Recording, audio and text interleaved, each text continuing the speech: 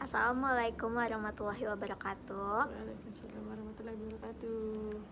Di sini kami akan mempresentasikan tugas pendidikan anti korupsi. Sebelum lanjut ke materinya, izinkan kami memperkenalkan diri terlebih dahulu. Perkenalkan, nama saya Rahmani Sawira Putri. Saya Riana Kristina Dewi. Oke, yang selanjutnya kita akan membahas yang pertama perilaku hormat, sopan santun, dan hormat kepada diri sendiri. Baik, di sini saya akan menjelaskan tentang perilaku hormat. Perilaku hormat mengacu pada cara seseorang berinteraksi dengan orang lain dengan memperlihatkan penghargaan, perhatian, dan kesopanan. Ini melibatkan sebagai aspek termasuk mendengarkan, kesopanan, empati, batas pribadi. Penting untuk diingat bahwa hormat adalah prinsip dasar dalam interaksi sosial yang membantu membangun hubungan yang sehat dan saling menghargai. Yang kedua ada sopan santun. Sopan santun adalah sepakat norma dan perilaku. Ini mencerminkan adab, etika, dan penghormatan dalam berkomunikasi dan berinteraksi dengan orang lain. Contohnya, kesopanan dalam berbicara, menghormati orang lain, mendengarkan dengan seksama, etika dalam komunikasi, menghormati privasi, kesopanan dalam berpakaian. Penting untuk diingat bahwa konsep sopan santun dapat bervariasi berdasarkan budaya, tradisi, dan lingkungan sosial.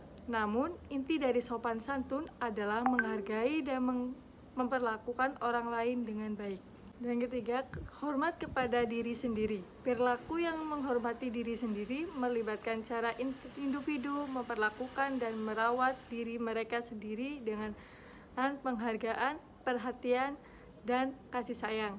Contohnya, mengenal diri sendiri, saya diri.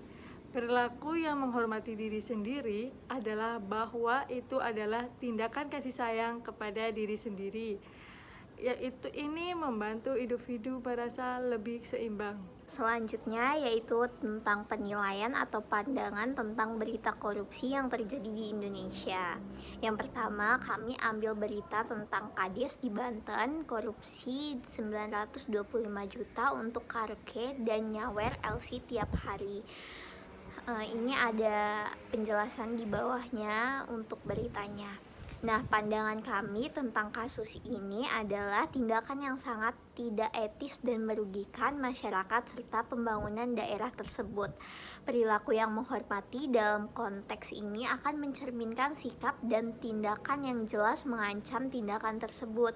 Contohnya, tidak ada kejujuran, pengungkapan, membangun, kesadaran perilaku yang menghormati, menolak tindakan tersebut dengan tegas dan berupaya untuk memperbaiki sistem agar tindakan korupsi dapat dicegah dan diberantas. Yang kedua, berita tentang Kejari tetapkan Kepala UPTD KPH Batu Tegi Tanggamus tersangka korupsi bantuan kelompok tani Lebah Madu. Di bawahnya juga ada penjelasan tentang berita ini. Terus pandangan kami apa sih dalam kasus ini?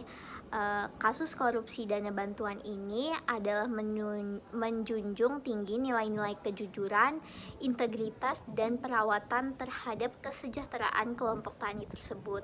Perilaku yang menghormati akan berupaya untuk melindungi dana bantuan yang seharusnya digunakan untuk mendukung perkembangan dan kesejahteraan kelompok tani dan memastikan bahwa tindakan korupsi dicegah dan diberantas. Berita yang ketiga yaitu Kadis PPKB Tubaba ditahan setelah ditetapkan menjadi tersangka kasus DAK 2021 sampai 2022. Di bawahnya juga ada penjelasannya. DAK itu dana alokasi khusus. Nah, pandangan kami tentang kasus ini adalah kejujuran dan penghormatan terhadap kepentingan masyarakat dalam penggunaan dana tersebut. Perilaku yang menghormati akan berupaya untuk melindungi dana alokasi khusus yang seharusnya digunakan untuk mendukung masyarakat serta memastikan bahwa tindakan korupsi dicegah dan diberantas. Jadi dari 3 berita tersebut kami berupaya banget untuk melindungi dan mendukung masyarakat serta memastikan bahwa tindakan korupsi ini dapat dicegah dan dapat diberantas. Selanjutnya, yang terakhir itu pandangan yang berisikan perilaku menghormati terkait kasus persidangan 2016 tentang kopi sianida. Di sini sudah ada video-video yang kami tonton dari kesaksian Hani serta kesaksian dari Jessica-nya. Penilaian dan pandangan kami terhadap kasus yang ini beragam dan bisa sangat dipengaruhi oleh sudut pandang individu dan pemahaman mereka tentang fakta-fakta kasus. Beberapa aspek penilaian dalam kasus ini. Jadi, pandangan kami pasti berbeda. Pandangan yang kami berikan pasti berbeda dengan pandangan yang kalian berikan. Yang pertama, tentang keadilan. Banyak orang menilai kasus ini dari perspektif keadilan, tergantung pada pandangan mereka terhadap kesaksian dan bukti-bukti yang diajukan selama persidangan. Yang kedua, dalam moralitas. Mereka mungkin menilai perbuatan apapun yang dapat menyebabkan kematian seseorang, terlepas dari apakah itu merupakan pembunuhan sadis yang direncanakan atau tindakan yang tidak disengaja. Terus yang ketiga, ada pemahaman hukum. Kami mencoba untuk memahami dan menilai kasus ini dari perspektif hukum, termasuk aspek-aspek seperti bukti, motif, dan pembuktian dalam persidangan. Yang keempat, pandangan terhadap Jessica Wongso. Terdapat perbedaan pandangan terhadap karakter dari Jessica Wongso tersebut. Terus selanjutnya, pandangan terhadap Hani. Terdapat perbedaan pandangan terhadap karakter Hani sendiri. Yang terakhir, pandangan terhadap sistem hukum.